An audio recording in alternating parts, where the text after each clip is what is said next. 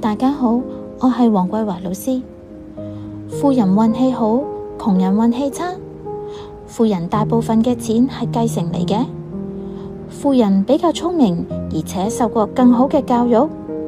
唔知大家對呢啲關於財務成功嘅迷思有啲乜嘢想法呢？習慣致富呢部書嘅兩位作者會為大家解開呢啲迷思，培養富思維。習慣致富係由一位美國會計師同埋一位澳洲房地產公司主席合作寫成嘅。佢哋花咗5年時間分析咗幾萬位客戶嘅個案。佢哋希望透過呢部書讓讀者利用佢哋嘅研究結果變得富有。講到富有、貧窮，作者一開始都明確指出呢啲詞彙只係在於區分係咪已經達到財務自由嘅人。因為我哋都明白到真正嘅富有並唔係單指金錢嘅累積。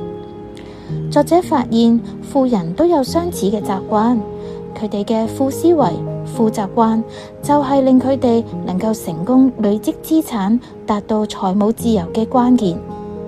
呢部書嘅第3部分就詳細介紹咗佢哋研究發現嘅30個富習慣。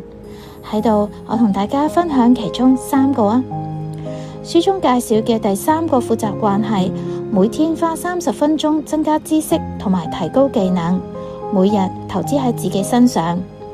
成功人士每天都係自我改善緊，例如每日花30分鐘閱讀。佢哋相信投資喺學習嘅時間係可以創造最大嘅報酬。